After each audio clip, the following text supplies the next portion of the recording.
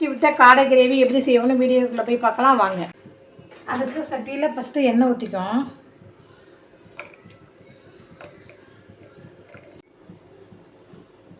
அரைச்சி விட்ட காடை கிரேவிக்கு மிளகு சேர்த்துக்குவோம். நல்லா 20 கிராம் மிளகு, ஜீரகம், 4 பச்சை மிளகாய், 3 சிகப்பு மிளகாய், வெங்காயம் 2 மீடியம் சைஸு, தக்காளி 2, கருவேப்பிலை, மல்லித்தழை, புதினா எல்லாத்தையும் ஒன்றா அரைச்சி எடுத்துக்குவோம்.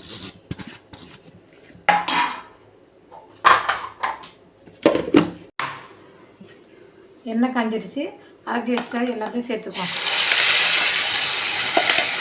மசாலா சேர்த்துக்குவோம். அது கூட இஞ்சி பூண்டு பேஸ்ட் சேர்த்துக்குவோம். தேவையான அளவு உப்பு சேர்த்துக்குவோம். மஞ்சத்தூள் சேர்த்துக்குவோம். கொஞ்சம் தண்ணி சேர்த்து பண்ணிக்குவோம். கொஞ்சம் பச்சை வாசனை போகட்டும். நல்லா காடையை அலசிட்டு மோரில் ஊற வச்சுருக்கோம். ஏன்னா கவுச்சி வாடை போகும். அதனால் நல்லா மோர் நிறைய ஊற்றி அலசி வச்சுருக்கோம். இப்போ நம்ம பச்சை வாசனை போயிட்டு எல்லாம் அரைச்சி விட்டது இப்போ அதில் எடுத்து சேர்த்துக்குவோம்.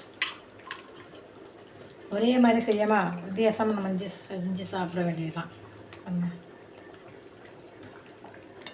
அரைச்சி விட்ட கிரேவிக்கு கொஞ்சம் அரைச்சி விட்டு காடை கிரேவி ரெடி ஆகிட்டு பார்த்தீங்களா? இப்போ பெப்பர் தூள் மேலே கொஞ்சம் தூவி எடுத்தோம்னா சூப்பரான காடை கிரேவி ரெடி. அரைச்சி விட்ட காடை கிரேவி ரெடி.